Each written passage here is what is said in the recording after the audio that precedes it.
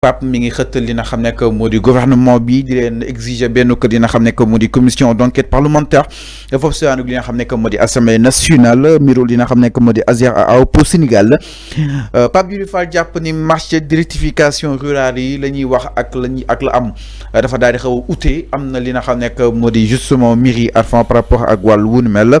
Donc, Pape Djibril Fall demande l'ouverture d'une commission d'enquête parlementaire à l'Assemblée nationale par rapport à Bobo de Mir, ginnaaw Thierno Alassane Sall ak ki nga xam ne que moo di Jean-Michel Sène jokkante kàddu gi nga xam ni itam nekkee woon nañ ko temps yëpp donc nag ki nga xam ne que moo di Pape plaide pour une commission d'enquête parlementaire. Il a adressé une lettre officielle au président de l'Assemblée nationale du Sénégal pour demander l'ouverture d'une commission d'enquête parlementaire sur le marché de rectification rurale attribué à la société AOPO par l'agence sénégalaise de rectification rurale Azer.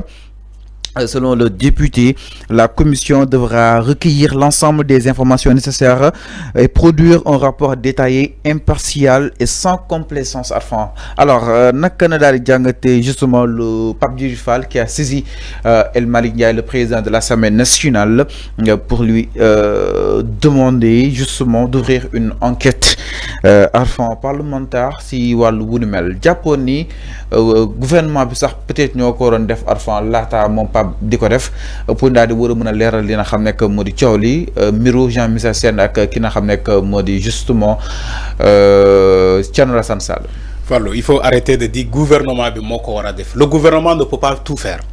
Mais non, réaction est là en fait. Mom jappone ni ñom ñoo souro jitu. Dédét. Laata muy demander dafa wara nek un projet de loi. Non, c'est pas un projet de loi. Wa mom loolu la japp dafa wara nek un projet de loi. Motax mom mu ñoo def une proposition de loi. Le projet amul bu proposer. Je le rectifie. C'est pas un projet de loi. Le député même peut faire une proposition de loi comme il l'a fait. Non, j'ai compris. Fallo. Dafa né li tax mo def proposition bi dafa wara nek projet du c'est parce qu'il est payé pour ça. Il est payé pour faire des propositions de loi. Mais Japon dafa wara don projet de loi. Non, c'est pas forcé. Mu gëna gaaw. OK. Allez-y, mais continuez. Le député est payé pour ces genres de situation. Il peut faire des propositions de loi. On ne peut pas dire que c'est l'État qui doit faire tout. C'est pas comme ça. L'affaire Azer a été réglée par la Cour suprême. La Cour suprême, waxna ci dossier bobo. Si vous n'avez pas vu l'information, nous on a l'information. Alors, lan la ci wax Cour suprême. La Cour suprême a annulé donc la méthode de ARCOP en voulant casser la décision. Donc lolu mo am Cour suprême mo né sénégalais amul scandale fofu. Bu amone scandale, la Cour suprême sera la première institution à dire non, marché bobu nañ ko annuler. Yaa ngi dégg wax ji. La Cour suprême sera la première institution à dire que marché bobu nañ ko annuler parce que jaadul baaxul. Mais pourquoi vouloir s'attarder sur ce marché-là? C'est comme si l'opposition amuñu lu ñuy wax amuñu sujet bu ñu waxtaanee. Peut-être est-ce que tooguñu ci dara. Non toogu ci dara boobu ba léegi kenn génnewu ci dara.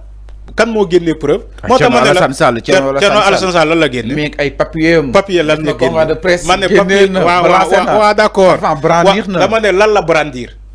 Thierno Alassane Sall lan la brandir lan. li mu wax dafa bëri nag. lan presse li mu wax bëri na. Thierno Alassane Sall waxu fi dara.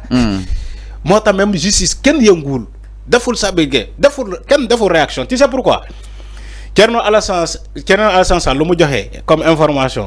C'est des informations tellement c'est des informations xawma kaddiku laa koy waxe wala RMI.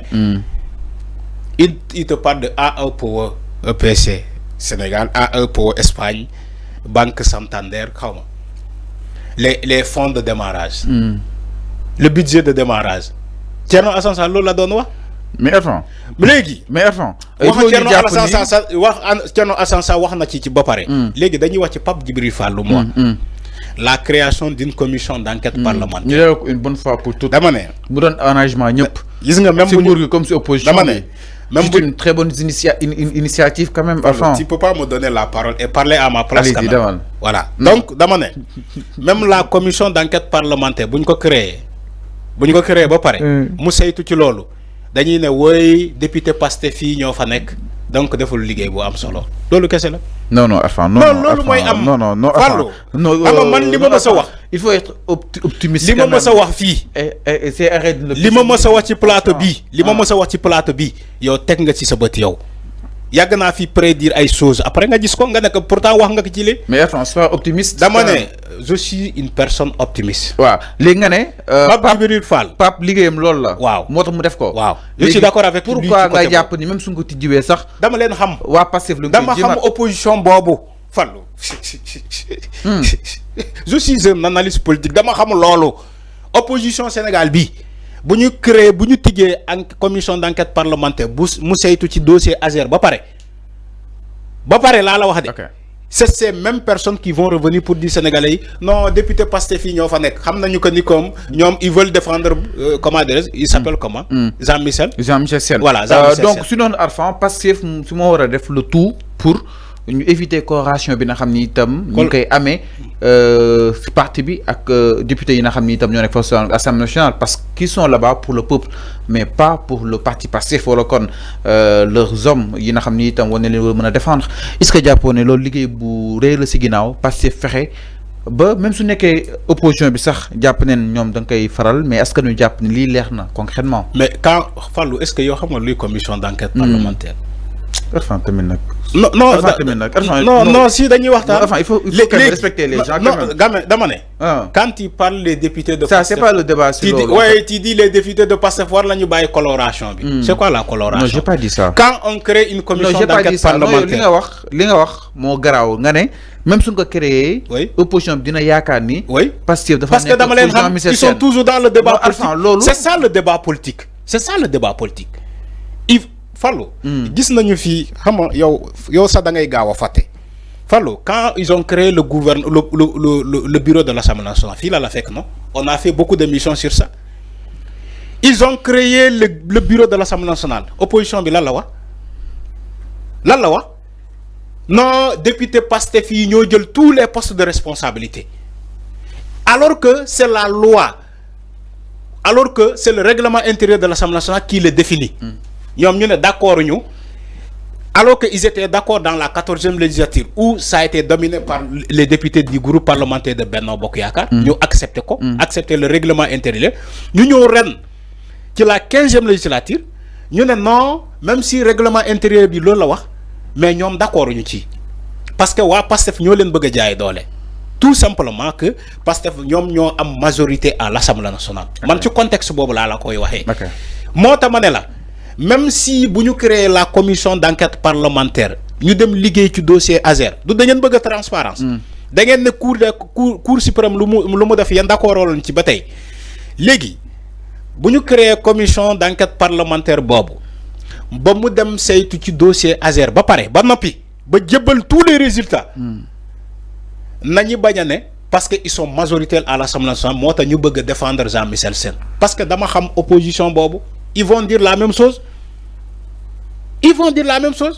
dama ne le député Pape Djibril Fall le fait que mu déposer une proposition de loi je suis d'accord avec lui. mais sois optimiste quand même sois optimiste. non c'est pas à moi d'être optimiste. c'est à l'opposition. non yow da ngaa déduire di waxal opposition bi loo xam ne ñëwagul sa xalaat nga joxe. léegi opposition bi suñ fa eggee di ngeen ko contester mais quand même ku nekk xam ne ni affaire Azer bi ñëpp a bëgg mu leer une bonne fois pour toutes. tu crois que Thierno Alassane Sall di génne ay preuves am. tu crois que Jean-Michel Sène def ay live entre autres donc ku si nekk am na su loo téye. Arfan quand même César de presse laa doon wax. Thierno Alassane Sall musul génne preuve. yow Arfan da ngaa gis nekk presse benn côté bi mais ñun dañuy généraliser. dama ne suñu waxee Thierno Alassane Sall. musul génne preuve Thierno Alassane Sall génnul preuve génnewul benn preuve. du loolu la ñuy ne preuve sëñ bi génnewul preuve xam nga la wax ay supposition Thierno Alassane a donné des suppositions dégg naa am naa lii ni budget de démarrage bi 15 milliards la wala 13 milliards boo ko boolee 36 milliards xaw ma 14 milliards Thierno Alassane Sall ay suppositions yooyu la doon joxee ci ay këyit c'est pas des preuves sëñ bi moo tax ma ne il faut faire très attention quand vous dites preuve moo tax ma ne la Fallou je suis d'accord pour la création de la commission d'enquête parlementaire loolu nga bëgg a dégg du loolu je crois que ça va te soulager. non enfin d'accord je suis d'accord pour la création de la commission d'enquête parlementaire mais attention bu ñu fa eggee nañu bañ a wax ni que député Pastef yi ñoo jàppale Jean-Michel Sène li may wax nii waxoon naa ko fii ci ay sujets yu bëri après tu es revenu pour dire que pourtant waxoo nga ko fii laa yem du Pape Djibril Fall loolu la bëgg il a déposé la requête on attend maintenant la suite parce que on doit avoir une assemblée nationale de rupture je suis d'accord avec ça on attend la suite pour voir. nay aussi Arfan mu àndaloon Pastef mi ngi invité mouvement la am na Pastef yaa ngi ko doon dégg mouvement nay leer mi ngi invité les députés à prendre leurs responsabilités ñu leeral si loolu affaire Azer bi que la vérité soit éclatée, une occasion pour les députés de poser un acte de rupture par rapport à cette commission d'enquête. Donc Pape Djibril Fall moom nee na mi ngi xool ma xam gars yi dinañ jël seen ay responsabilités par rapport ak wàllu wu nu mel mi ngi am aussi d'autres solutions ku si ma ni nay leer daal di bokk aussi ce mouvement bi nga xam ni itam porté na Pastef au sein de la magistrature. Enfin jeex na man li may wax kay jeex na nee naa nañu xaar la suite je suis d'accord pour la création de la commission d'enquête parlementaire je suis d'accord. Ok. mais man fi may xaar inshallah buñ fa eggee yow Fallou yow di nga xam parce que yow ti défend l'indéfendable buñ fa eggee ba ñu ne non député Pastef yi même avec la commission d'enquête bala ñu ne député Pastef yi dama lay ne lii waxoon naa la ko fii te dans ce cas je ne vais plus revenir sur ça dinaa la ne waxoon naa la ko. Alors mi ngi noonu exactement par rapport opposition bi ma xam la par rapport ak wàllu woowu noonu Arfan ñu jox leen exactement